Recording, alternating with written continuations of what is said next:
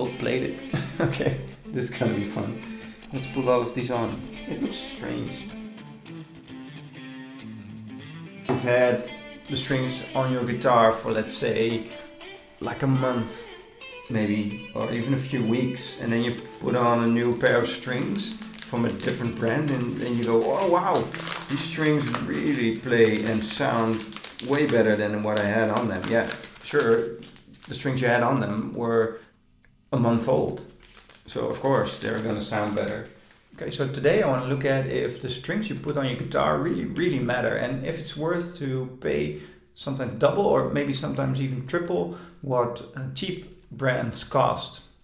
So I want to review all of these strings, put them on my guitar one by one, and then check what's the playability of each and also how they sound. So the first up are the Ernie Ball Slinky strings, the regular ones that I have on my guitar right now. So let's get into it.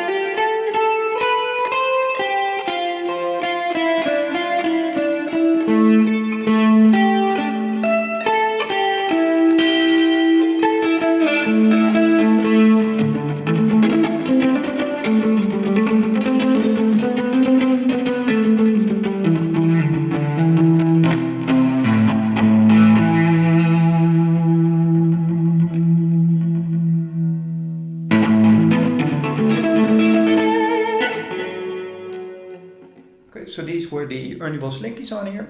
I like the way they play, the way they feel, and I like the sound of them. I've played a few other brands like the Dario, and I'm not really a Dario fan. So the Ernie Balls are great for my playing, and it always helps to have a fresh pair of strings on your guitar that will do wonders for the playability and the tone over strings that are over a month old, maybe a few weeks even. But we have a few other brands, and let's take a look at those as well. Okay, so I've got a pack of Slinky Cobalts here, so let's check these out.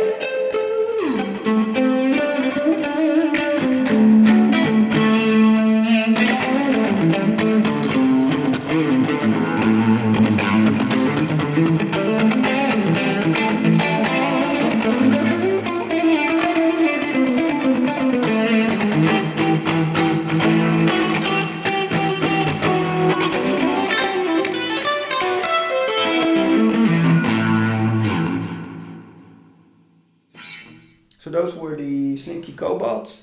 I actually like them. They are pretty smooth, so they're good for gliding from one point of the string to another. And the sound quality, I don't really know if they're worth the difference in what they cost. But at the end, let's play back all of the different strings and then decide. So next up is the D'Addario. The D'Addario NYXL.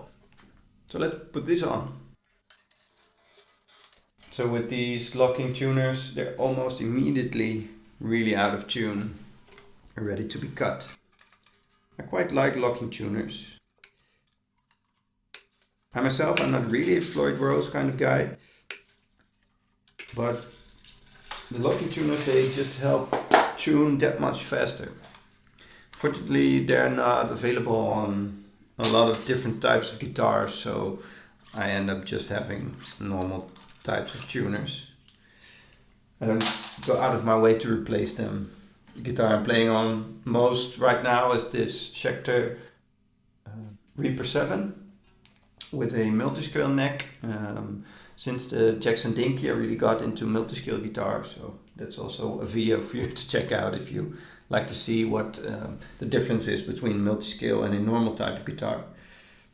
And these don't come with locking tuners. I don't think I'm going to put them on.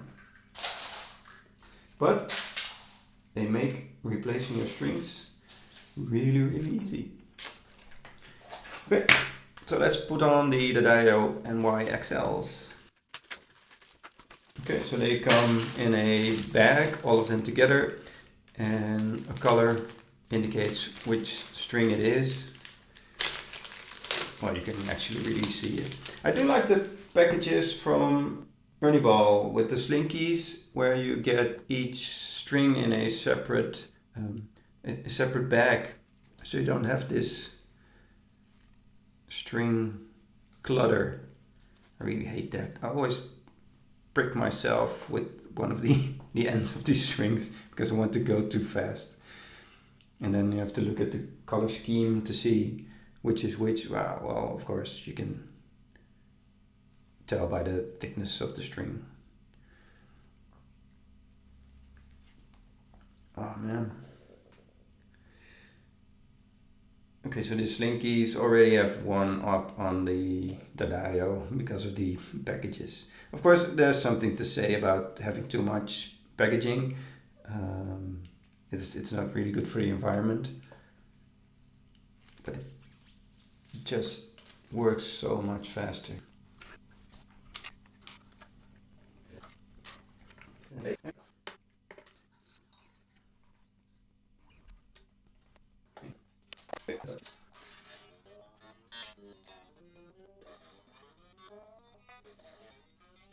Okay, so these are the D'Addario NYXLs.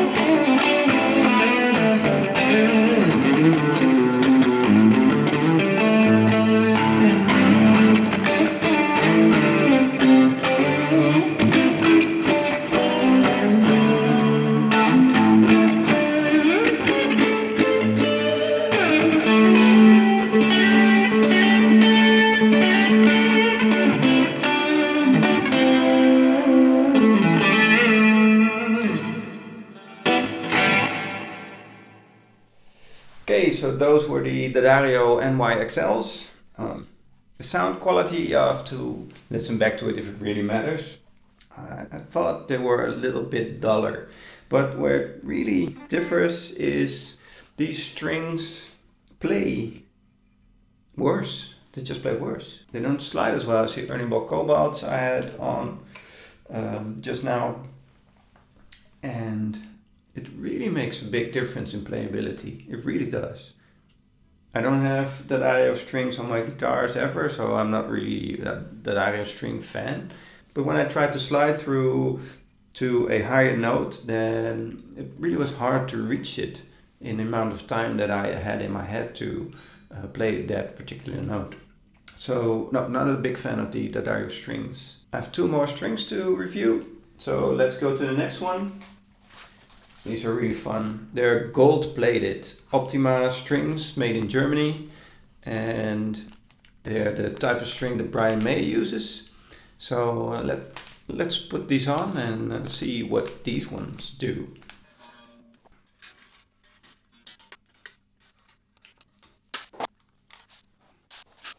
I've got this real big pile of strings over here, and I have to watch out that I don't put the wrong ones on.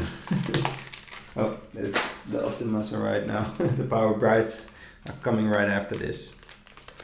So I'll show you in a minute the pile of strings that I've collected.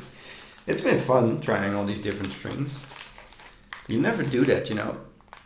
Oh, this is really tight. You never try all the different strings, right? One after the other. So the thing I had with strings is when you compare one set of strings to another, and you've had the strings on your guitar for, let's say, like a month, maybe, or even a few weeks, and then you put on a new pair of strings from a different brand, and then you go, oh wow, these strings really play and sound way better than what I had on them. Yeah, sure, the strings you had on them were a month old, so of course they're gonna sound better. Although some of these brands promise to sound good even after a few weeks. So that's not what I'm testing right now. I really wanted to test all these strings one after the other to see how they play, just when you put them on the guitar. So the Optima ones, they really are gold. Wow. They come in each have their own separate package, so that's one. It's pretty useful, and they really are gold. I don't know if you can see this. Check on the monitor. Yeah, and the gold plated. Okay, this is gonna be fun. Okay, so it really does give a different look to your guitar altogether. I have this gold hardware on the guitar, so maybe it looks better with gold. It looks strange. Let's put all of these on. It looks strange. I've never had gold plated strings on my guitar before, so it just looks weird. Let's get it on.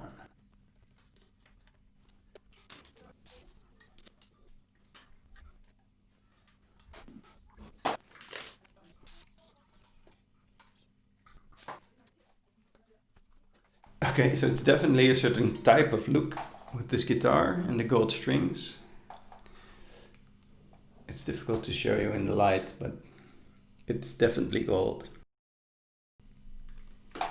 Okay, let's tune this thing.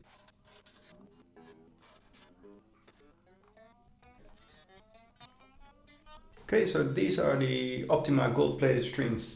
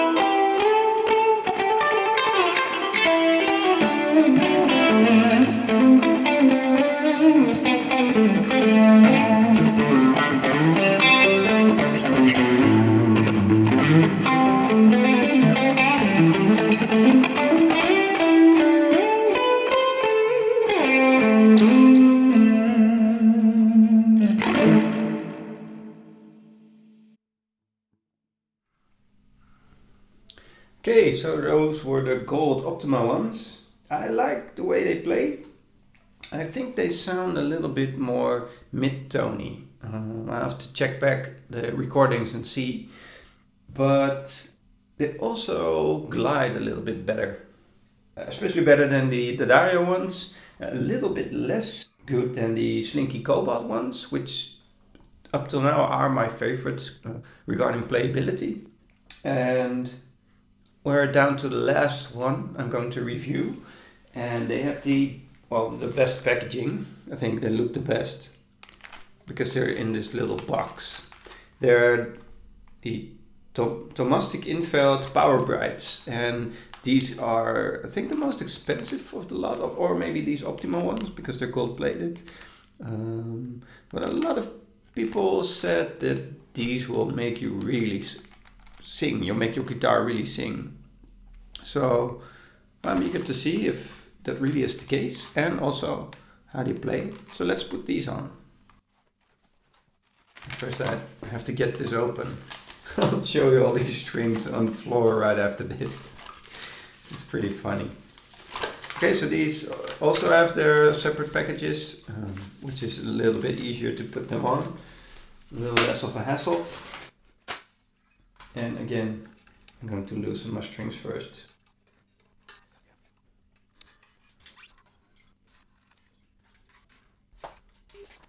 So the high strings actually seem a bit gold plated as well, but the low strings don't.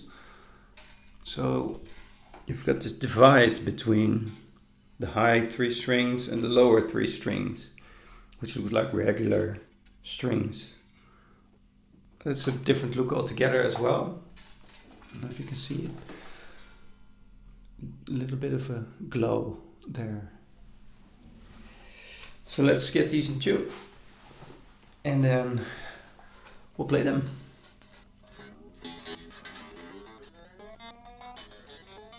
Okay, so these are the Powerbrights.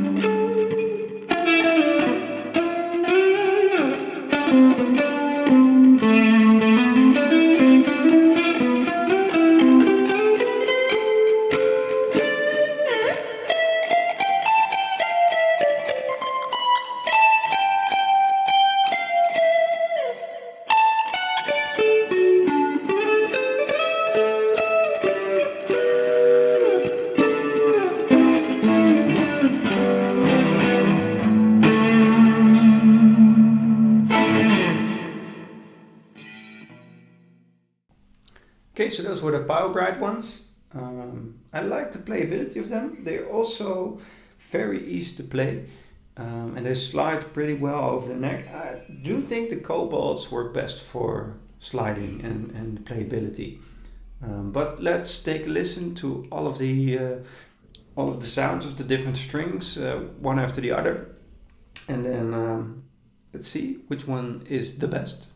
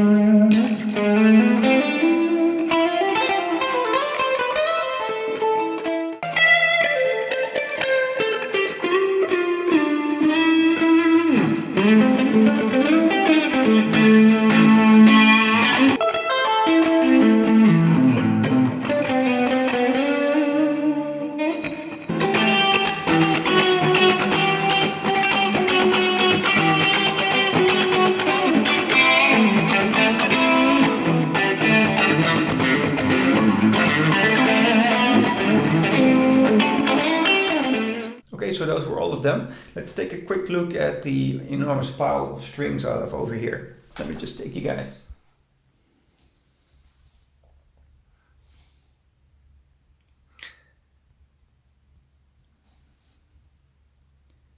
Okay, so I'm going to have to clean all those up and put them in the bin.